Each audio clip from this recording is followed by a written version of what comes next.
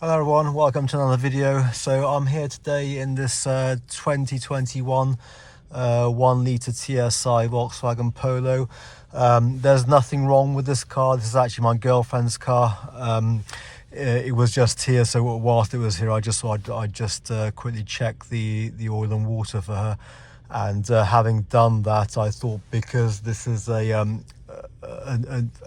newer car, a newer sort of design of engine that I'm not that familiar with, I thought it would be helpful for reference purposes, just to collect some known good live data, etc.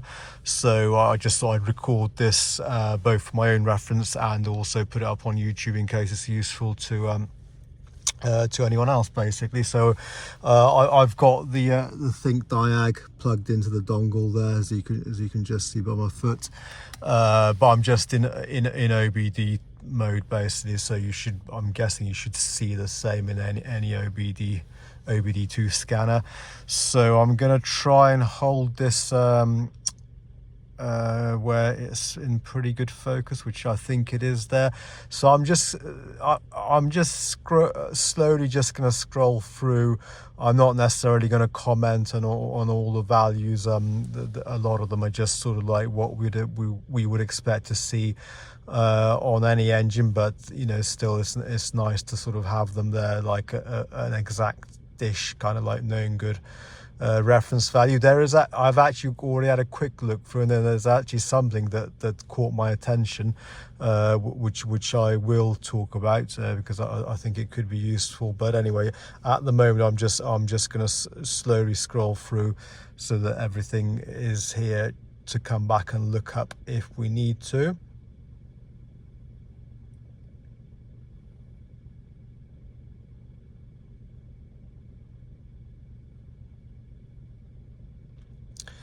Some of the stuff is coming up not supported. I don't know why it's on the list but not supported, but I'm guessing that's just a quirk of the tool, is what I'm guessing.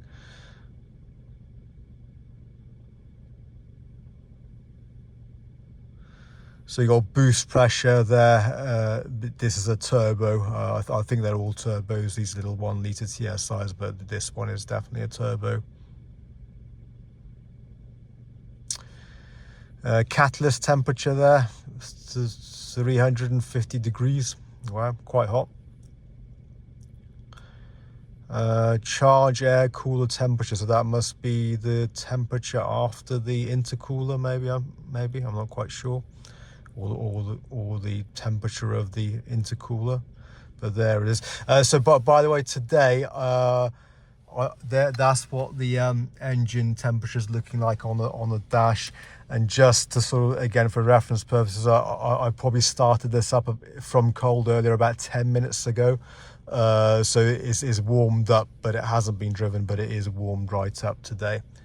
So a lot of not supported stuff.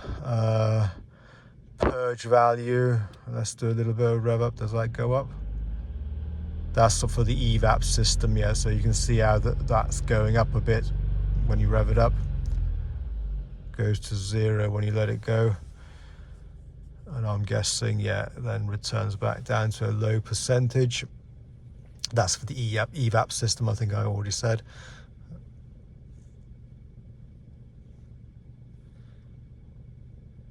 That's just battery voltage, I think. The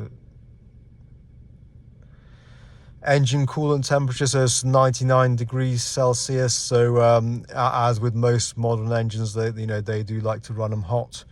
I'm guessing it'll probably get a bit hotter than that still before the thermostat, etc., kicks in. But as usual, the needle itself very heavily damped around the center point, so actually that's been reading at that center point for a good few minutes already.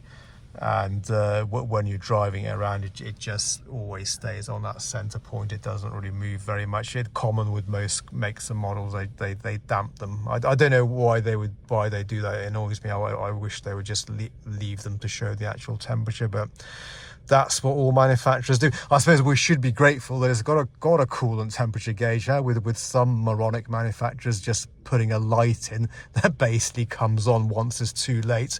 So compared to that kind of moronic design and engineering, I suppose we should be grateful that it at least has got a gauge. But anyway, so there's two sensors on this, it would appear. They're reading similar but slightly different, as we can see. I hope we can see. By the way, I'm going through this slowly, guys, because I'm doing this for my own benefit as well. So I'm sorry if it's proving a bit slow, but you know, I'm doing it for my own benefit as well. And you know, but I am going to upload it. You know, if it's useful to anybody else, great. Engine exhaust flow rate, that's not a data PID that I'm very familiar with, but there it is, whatever it means, 6.6 kilograms per hour. Engine friction percent torque, again, that's not a data PID I'm familiar with, but there it is, 4%. What does that change when we rev it up? Okay, the exhaust flow rate obviously changes, but this friction percentage, whatever it is, does not. Then we got engine fuel rate, 6 liters per hour. Once again, obviously we would expect that to go up when we rev it up, and it does. And then we have in grams per second. Is that the same, effectively the same parameter, just expressed in different units? I'm guessing it is. Engine reference torque, again, that's not something I'm familiar with. Let's see, does it go up when you rev it up? No, it doesn't. Engine RPM, obviously. Lambda value. Exhaust pressure sensor, just under 100 kPa. I'm guessing that'll go up a little bit when we rev it up. It does, but not by a lot.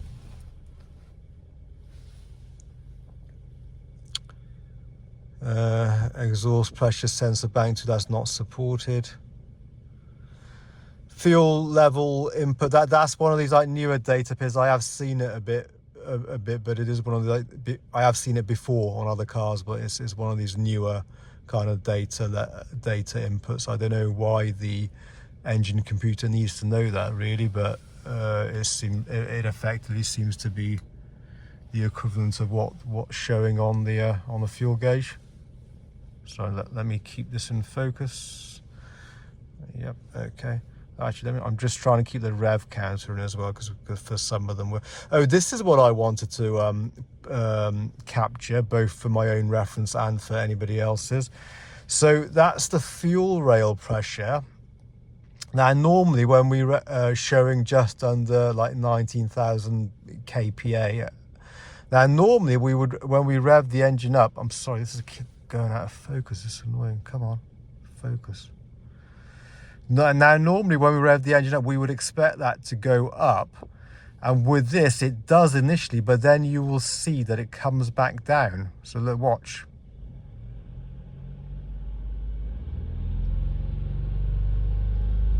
Can you see?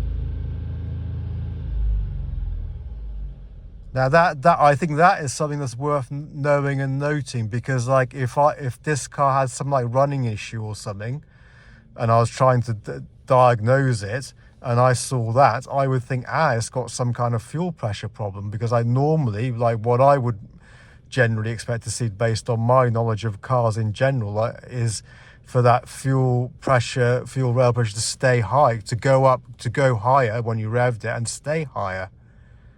So, you know, that's something that I'm going to mentally note and maybe might be useful for somebody. So let's keep going.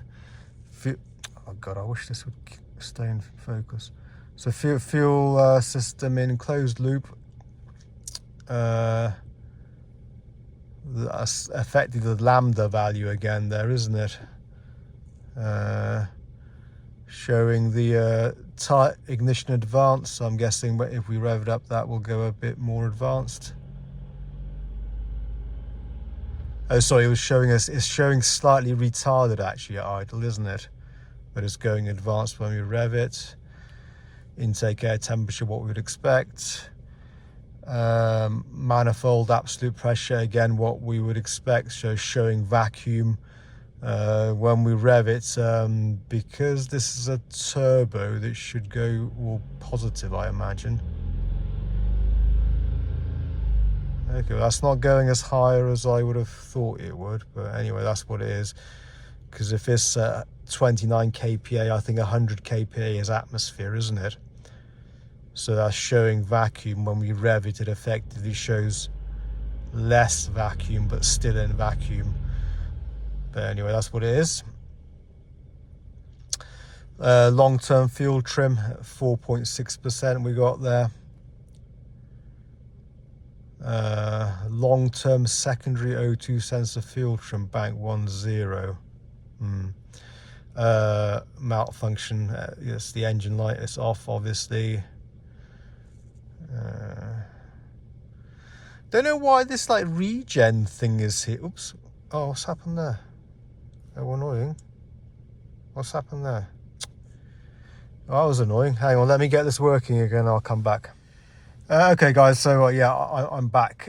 So yeah, I was gonna say I don't know why this regen PID is there, because I mean, this is a petrol. Do these newer petrols have DPFs? I mean, oh my god, it happened again. Bastard. Oh, sorry, excuse my language. Okay, yes, I was going to say, do these newer petrols have particulate filters? I don't know, is the honest answer. So maybe that's something I need to look into. Then there's some like NOx sensor stuff that's not supported, so I'm guessing it hasn't got a nitrogen oxide sensor. Oh, this is worth noting. So this is obviously a car that's got an air fuel ratio sensor, as opposed to an upstream oxygen sensor. So they read in milliamps. I think they go from like negative to positive, depending on whether the car is rich or lean. I can't remember off the top of my head which is which, so I'm not going to speculate. But at the moment at idle, as we can see, it's just showing like a tiny bit of negative in milliamps. Let's see what happens if I rev it a little bit. Just went slightly the other way, but it's staying pretty much the same, pretty much around 0. Oh, actually, when it did the fuel cut, actually it went positive, didn't it? I'll do that again. Yeah, so I'm guessing if it's going positive when it's doing the fuel cut, I'm guessing positive must mean lean, and negative must mean positive in terms of fuel trims, if that makes sense. So sorry, I suppose what I'm saying is negative. When it goes negative, it must show a lean condition, and when it shows positive, it must show a rich condition. So at the moment, this one is showing just a tiny bit rich, but pretty much 0 anyway. This is the second oxygen sensor. That's like a normal oxygen sensor, the type we're used to, and it's just showing 0.7 volts, as we can see there. Doesn't make a lot of difference when we rev it. There we go. Again, this particulate filter PID, I genuinely don't know whether these things have some kind of particulate filter. I don't know. Then we have relative throttle position, and we have some 2 more short-term fuel trim PIDs there. One's bank 1, one's bank 1 sensor 2. So I don't know what the significance of those differences is. Maybe it hasn't got a sorry, I think one is the fuel trim based on the first sensor, and one is the fuel trim based on the second sensor, I think.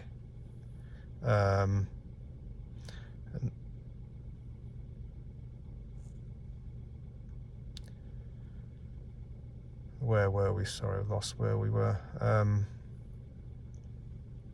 Where were we? Oh yeah, yeah. And then I think there is just a short-term PID as well, which I'm guessing maybe is the average of these. I think we've already been past that. I'm guessing. I thought it was a bit closer to here, but maybe not.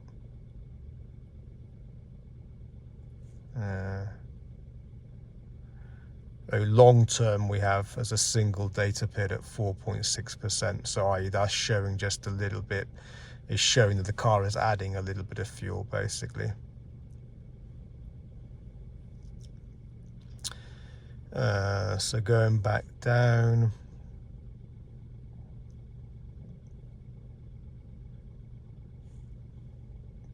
Yeah, and that's it. Okay, guys. So I'll leave it there.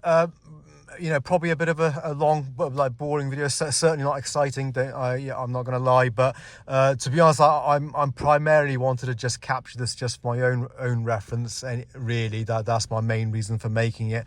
But I am going to upload it for you guys onto YouTube, just in case, you know, it might be useful or interesting for any of you. And so yeah, that's it. I'll leave it there. Thank you for watching. Bye bye. Oh, sorry, just to once again clarify, this car is in really nice running order. There's nothing wrong with it. So I think we should. It's only just over 3 years old. It's only done a very small amount of mileage, as you can see there. So I think we can rely on these data bits as being known goods. Okay, all right. Thank you for watching. Bye bye.